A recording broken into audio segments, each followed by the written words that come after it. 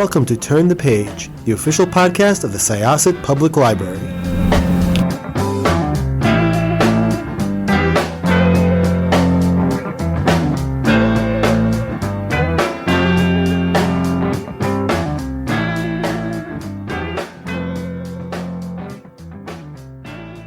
Hello, this is Evelyn Hershkowitz, Reader Services Librarian from the Syosset Public Library. Thank you for joining Turn the Page, our Syosset Library podcast.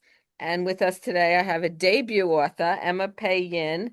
And Emma is in Australia right now, and it's midnight there. So thank you so much for joining us at such a late hour. But I'm just going to read a quick bio of her. She's a Hong Kong Chinese writer born and raised in the United Kingdom. She writes for publications including Mekong Review, Being Asian Australian, her Canberra and Eco Press, Hong Kong Review, and Books and Publishing Australia. She resides in Australia with her partner and their extremely barky dachshund, Lady. When Sleeping Women Wake is her first novel. So this is her debut. The cover is beautiful. It is a wonderful picture. And it's a well-written, wonderful story. Thank you so much for joining us today, Emma. Thank you so much for having me here, Evelyn. So tell everybody what this book is about. Gosh, okay, so when sleeping women wake, I feel like this is the elevator pitch that all the authors have to do, right? It's a historical fiction novel set during the Japanese occupation of Hong Kong in World War II, and it follows the story of three women. We have a mother, her daughter, and their maid. So when Japan invades Hong Kong, they're separated, and the book just pretty much focuses on their three individual lives away from each other and how they sort of work towards finding one another again. Now, the research must have been extensive because it was a brutal Japanese occupation of Hong Kong. And I would say most people really don't know much about this. I mean, it's not something that's widely known. I don't think they certainly don't teach it here in America. I don't know if they teach it in other places, but They do, well, as far as Australia, I never went to school here in Australia, so I'm not okay. sure. I doubt it, to be very honest. Right, But I know that growing up in the UK and also in Hong Kong even, I mean, I wasn't taught that in school in Hong Kong either. So right. I think what happened was, after World War II, and I mean this applies to most countries that were affected by the war, is everyone was so busy trying to rebuild and, kind of up their game in the whole glitz and glamour of tall skyscrapers and buildings, that everything sort of just got buried in the past. Everyone was just ready to move on. And I think, you've got a bunch of people who don't like talking about the past, so those stories kind of get lost. And then you've got people like my grandfather who love talking about the Japanese occupation of Hong Kong. And so that was the reason I knew about it, is Hmm. because he was always so vocal about what had happened during those times. Right. So what was your research like? What did you have to do I mean, being that you probably didn't know a ton. I mean, you knew from your grandfather, but you didn't know all the details and everything. So how did you end up researching all this? Well, I've always loved historical fiction, so I've always known more about what happened in Europe. And so I think when I was going into this book, I knew that I had my grandfather's stories, but that was not enough to sort of create the world in this book. I had the characters, I just needed the historical crumbs to kind of put into it, right? And so there were several books that were quite helpful. You've got The Occupation of Hong Kong, The Battle of Hong Kong, both by Philip Cracknell. Hopefully, I've pronounced his name right.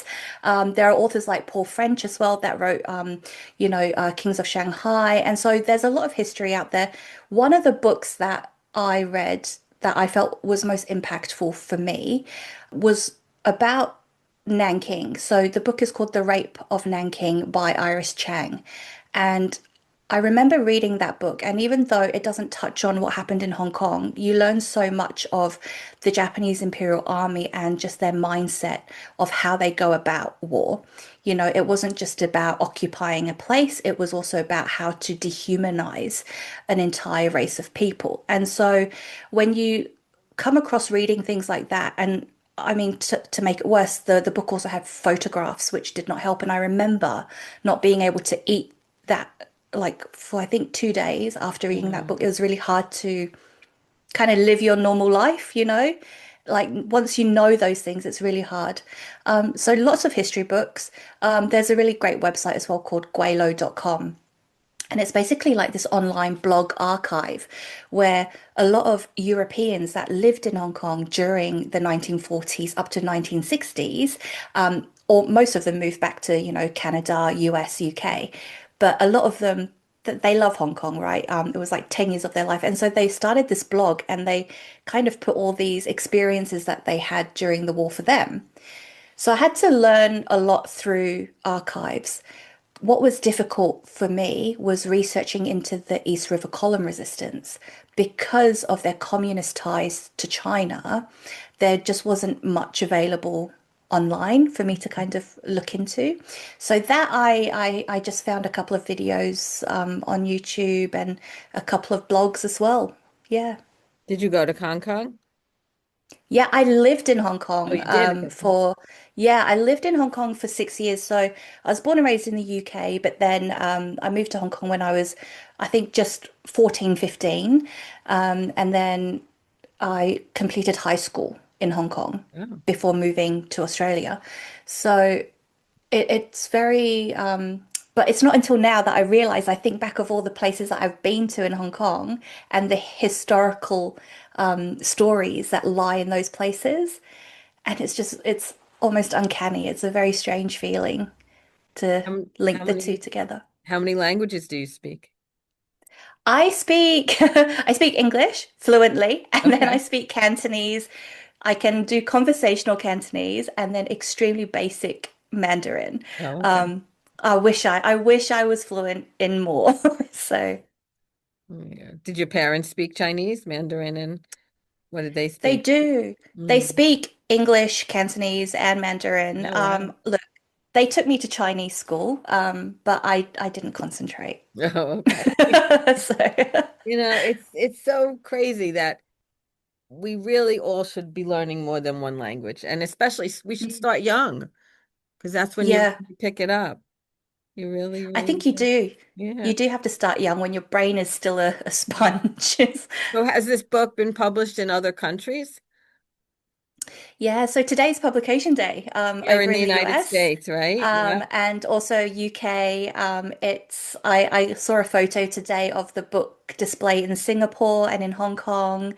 And then we've got Australia publication days next week. Oh, okay. Um, and we sold a couple of translations rights as well. So I'm quite excited about the whole thing. Yeah. That's wonderful. Congratulations on all that. Thanks, Evelyn. Are you going to be touring in Australia? Are you doing a book tour? I am. So next week onwards, so it will be Canberra and Sydney and Melbourne. Very nice. Not heading to the United States. I would love to. I've got friends and family there, but it's just not in the plan. So, Okay. yeah. Okay. So do you read your reviews? Because I went on Goodreads and it's 4.46 out of 5, which is fabulous. Absolutely Okay. fabulous reviews. I did earlier on because I was like, I really want to thank everyone that has given their time. So I started like responding back to some of the reviews saying, thank you so much for your time. And then I think it was a couple of my other author friends, and they told me, you need to stay off Goodreads. It's not healthy. So I haven't. The reviews that I see are the ones that my publicists send me Right. from Yeah. NetGalley. Right. I So, have book list review that says a must read for fans of female-driven historical fiction. And I oh have wow. Publishers Weekly that says a welcome addition to the global canon of Asian historical fiction. So those are two nice from Book List and Publishers Weekly, really nice reviews you have Wow. from them. Did Wow. she send you those? Not the second one. The second Oh, one is okay. new. Yeah, no, that one was May 20th. Wow. Yeah. Okay. Yeah, we missed that one. But yeah, that When Sleeping it's Women very Wake is unreal. a quietly self-assured debut by Hong Kong Chinese Australian writer Emma Pei Yin and a welcome addition to the global canon of Asian historical fiction. So I think that sounds like wonderful reviews. Congratulations. That's really exciting. Thank you. Oh my gosh. Yeah. I listened to the audiobook, which was excellent. Have you listened to the audiobook? I haven't yet, so Oh, I'm planning on starting that this week. I okay. listened to the 5 minute sample. Okay. Um yeah, and it's Vera Chock, who is based in the UK. And the moment I heard her voice in the sample audio clips that I was given, Mhm. I knew it had to be her. Yeah. Yeah, no, it's very good. I highly recommend the audiobook. Did you know you always wanted to be an author? I always knew I wanted to tell stories, I think, because I was accepted into the New York Film Academy after high school Oh, to do screenwriting. So I always knew that I wanted to write in some way or another. And so growing up, it was always about film and TV. So I didn't think about writing a novel, I suppose. But yeah, it all came together over the years. Yeah. did you come And to here New we are. York for school? I didn't in the end, no. So Oh, after high school, my parents they're wonderful parents, but they are very traditional Chinese parents. And so the idea of their only child wanting to go and pursue the creative arts was just, I mean, a shock to the system. They were not okay with it. And I think my mum just was so depressed about it. And wow. when you're young, you just not quite, you don't want to displease your parents and Right. upset them. And so yeah, I went off and pursued what I thought would make them happy. So it wasn't till I was 30 that I went back to university here in Australia, and enrolled into creative writing. And then, yeah, the rest is history. So what were you doing as your job before you decided to write?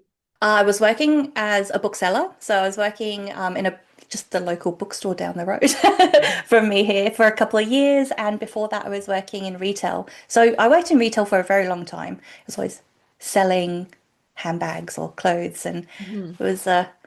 it was not a bad job. I really enjoyed the people that I worked with, but when you have this creativity just kind of like scratching away at you, it's really hard to ignore it. Right. I know this is the first book that's published, but is it the first book you wrote? No. It hardly ever is, I feel. Right. I feel like no, the first book I wrote was a young adult novel, which was never published. It won a mentorship award here in Australia, and yeah, YA, very much own voices. I named it Chasing Echoes in the Rain, but yeah, we didn't get anywhere with it, and so I decided to move away from that and write the next book, which was this, and Wow. this one worked out well. That's So pretty good to only have one book in the drawer. That's not so bad. yeah. But now that your book, I mean, it got good reviews. Hopefully, it'll get a lot of accolades and all kinds of other things. And then they'll come back to you and say, "What else have you written?" And then they'll publish that one. But if it Oh, won that the would be amazing. if it won the mentorship award, part of that wasn't getting it published. No, it wasn't. Um, So it was, yeah, the publisher in the end didn't go with that one.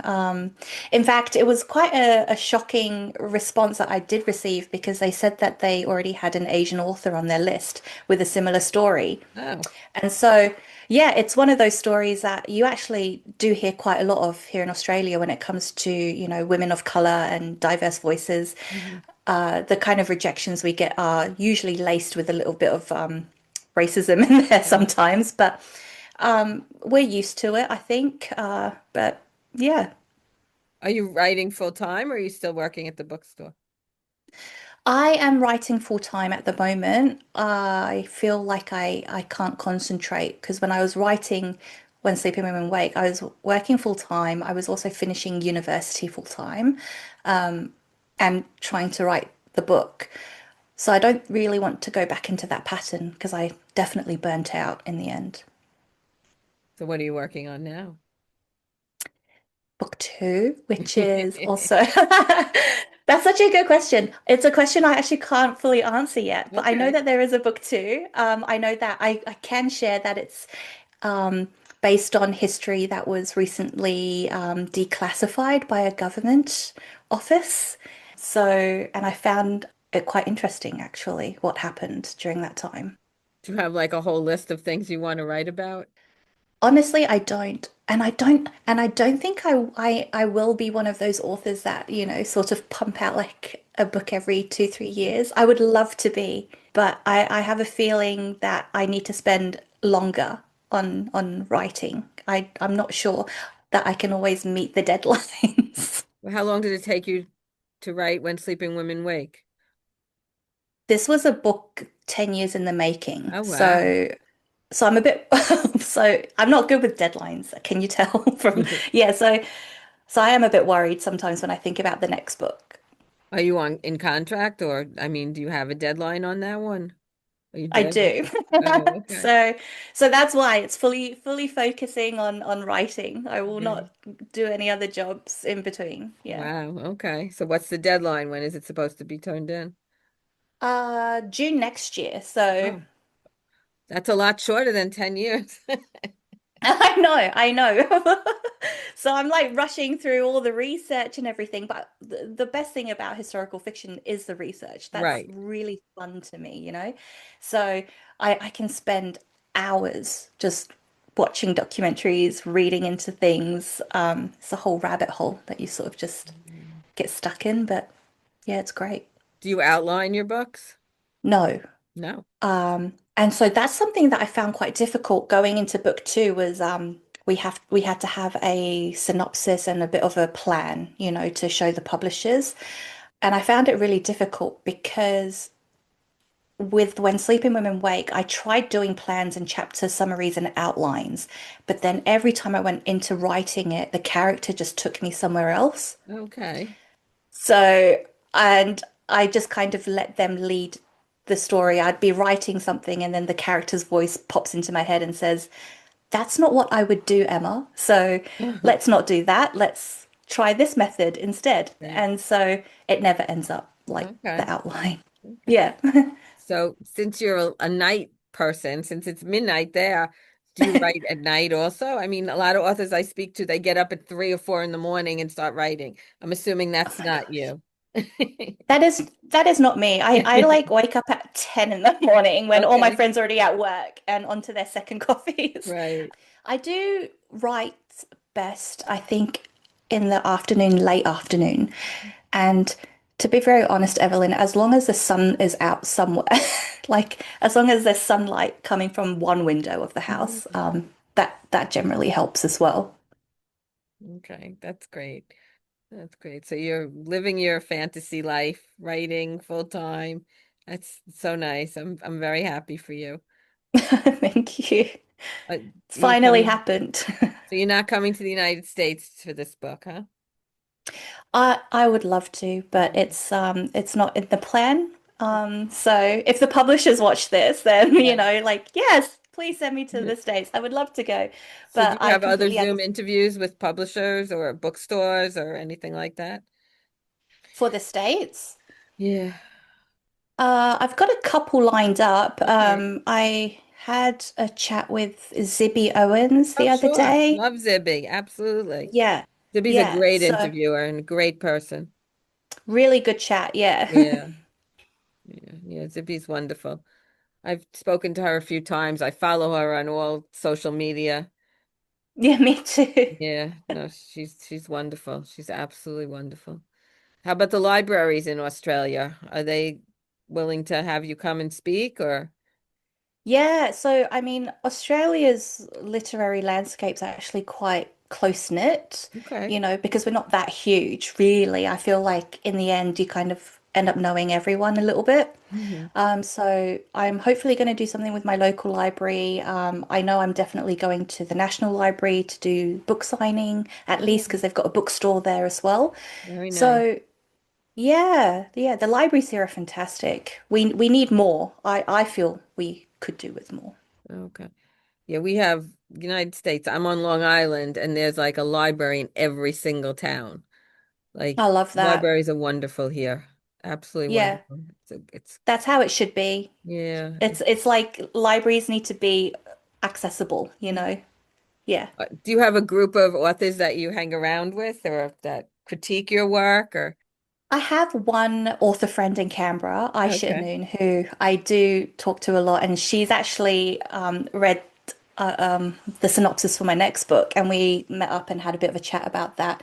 Otherwise, Canberra is quite secluded, so most of my writer friends all live in Melbourne or Sydney in the major cities.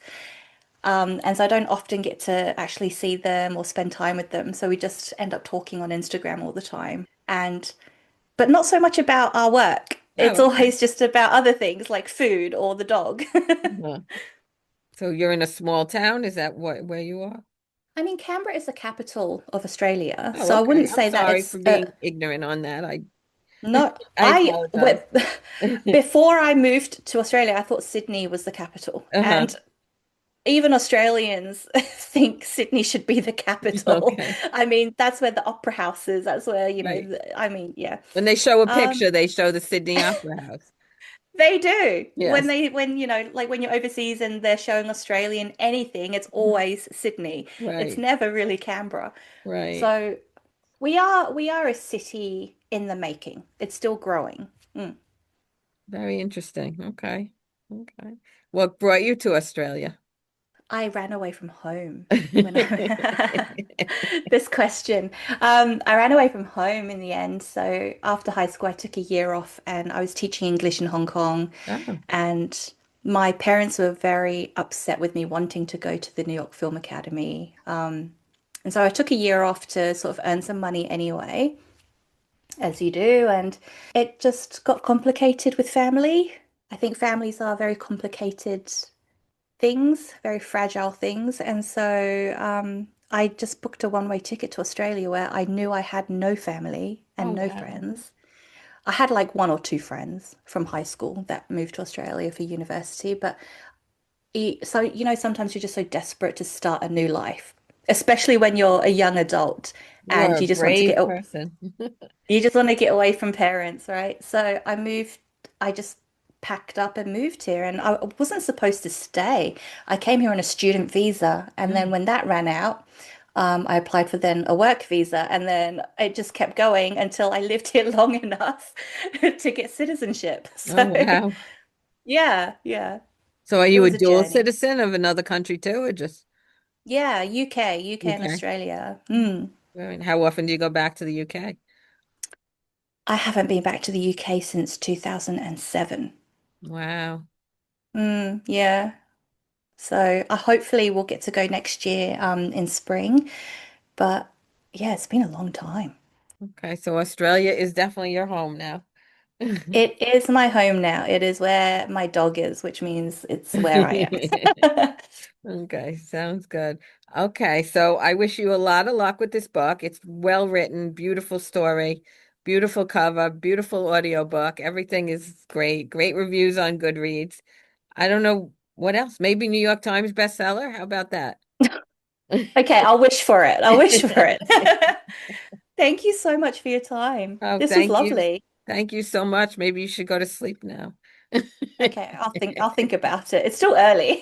It's still too early for you. Okay, you're definitely a night bird, huh? I am. This was wonderful. Honestly, thank you so Okay, much. no, thank you, Emma. So I'm going to close this chapter of Turn the Page. It's time to close this chapter of Turn the Page. Join us for the next episode.